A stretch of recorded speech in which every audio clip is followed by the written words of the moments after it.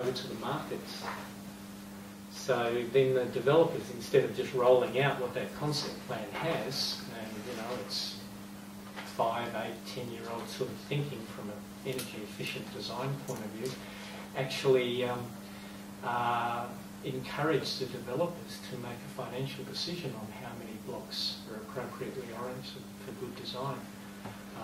And to give you an idea of good, what difference it can make, we moved into our east-west oriented home last week, and we had to get the blinds up this week because upstairs room was 31 degrees with the windows wide open last week while it was 16 outside.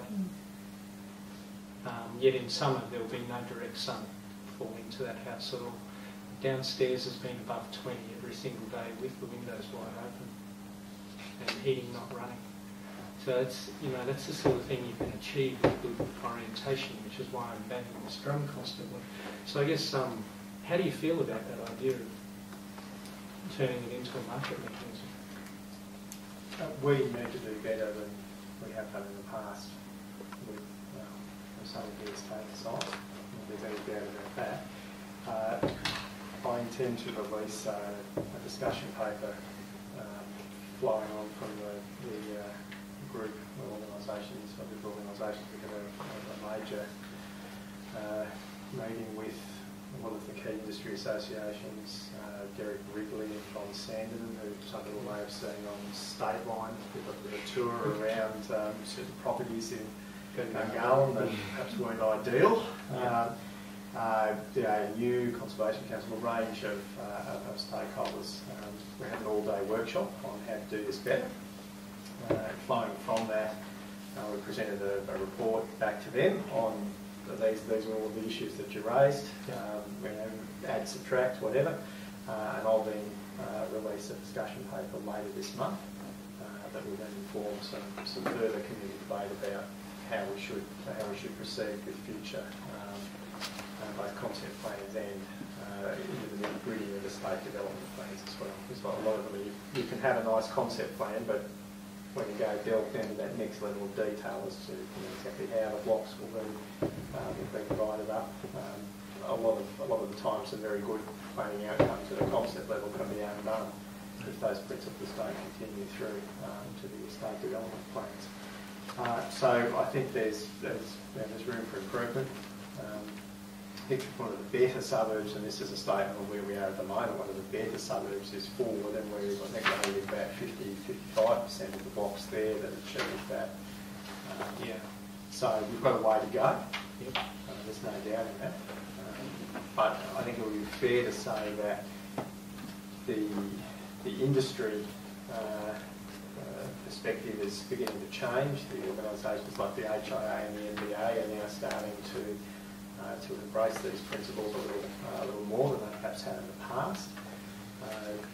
There's a parallel process running around buildings as well, and I will be off at the other many jobs I have. I'm the ACT's building minister, which is important. So I'll be at these building ministers' forum, and this is where there's a desire to set some higher national standards around energy efficiency expectations out of buildings themselves, and most particularly in the residential sector, multi-unit and single dwelling. So there's a huge amount of work going on. We, at an ACT level, I think have taken we're ahead of most jurisdictions, but that doesn't mean that there's not still work to be done, and that there will be. I think a fairly robust debate at a national level in the next few months around a couple of these issues as they're really coming to a decision-making time for all jurisdictions. The change of government at a federal level has, I think, given us a direction and a bit of ministerial oomph coming from the Commonwealth that just simply wasn't there under the previous government. Is there any opportunity to revisit some of these concept plans at the moment? I mean, Bonner's under massive advertising right now. This is Bonner concept plan, running about 20 to 30 degrees to east-west in a lot of cases, so that makes it pretty difficult. and lots of others that have got nice pretty curves and things, but makes all of those blocks very difficult to build on. Casey, it's about next off the rank, isn't it? After Bonner, a bit better, a fair bit better, but some unnecessary sort of prettiness that turns around and makes housing hard, housing design. So it's those sort of things that, unfortunately, it's not just the arterial roads that are in these concept plans, it's right down to the whole street layout. So it really doesn't give the developer much opportunity to remake it. So I guess I'm wondering, is there any ability to, in starting to bundle these up for sale, to actually recall, rejig these things? Well, they certainly it's an iterative process, and there is the capacity to make adjustments. Of course, what weighs against that is that needs extra time. But that said, I think if you're faced with the dilemma between getting, you've got to make an assessment about the state of the housing market. So I think the more recent data shows it's starting to slow a little. So some of the pressure that we need to get thousands and thousands of blocks out immediately appears to be. But again, you've got to need a little bit more data before you can make that assessment.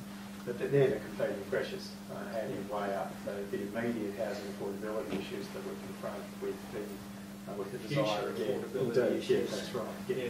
And I guess that's where some of those further away ones, there is the time to revisit. Indeed, and with the desire to get 5 years supply of planning ready land, we know where the future suburbs are going to be, so we've got the opportunity now with things a little bit further down the.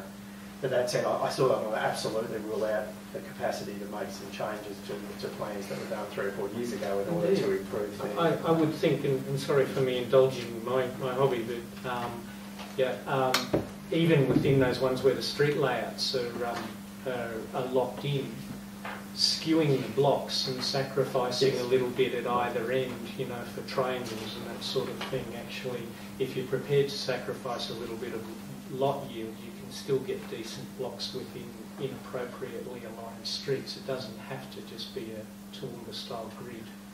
So there is opportunity to tweak it. I've got questions from Deb Foskey and Barry. Well, Barry was first, isn't it? Sorry, Barry. You mentioned there about these meetings with business, research, civil society, like the Friends of the Earth or whatever it was, and all that. Nowhere did you mention there ACLA or LDA. Government's out. LDA seems to wash their hands of everything. We've sold it. We've made the plans, tough luck. They were all there as well. There were about 60 or 70 people. Okay, we didn't. A, you didn't mention it, and B, the way LDA acts and have acted over the past 10 years, they always seem to wash their hands and say, we've got the expert, we know better, tough luck, that's what you're getting. No, they were in fact effectively running the workshops, presenting it. I hope they were listening as well as running it, because beforehand, quite a lot is they've presented stuff over the past 10 years or so, and they don't actually consult, they tell you what you're going to get. And I hope that is changing or has changed, one of the two. Unfortunately, not this minister's portfolio right now, but I'm sure we're getting... I hope he can carry the message back if he's not the responsible person. Thanks, Barry. Jen? I was just because affordability is another issue as well as solar access. I would just be a little concerned and would like to hear reassurance that the more affordable blocks won't be the blocks which have the least solar access. Because I fear that that's going to be the case because discerning buyers are now taking that into account. And of course, poorer people can't afford to pay the bills. And the other aspect of that is, and I know Derek Wrigley, while he certainly advocates for good solar orientation, he also has ways that you can make a house that doesn't have good solar orientation energy efficient through the use of, design. Yeah, design, but also if you've been to his place, he's got reflective things and, it's quite amazing.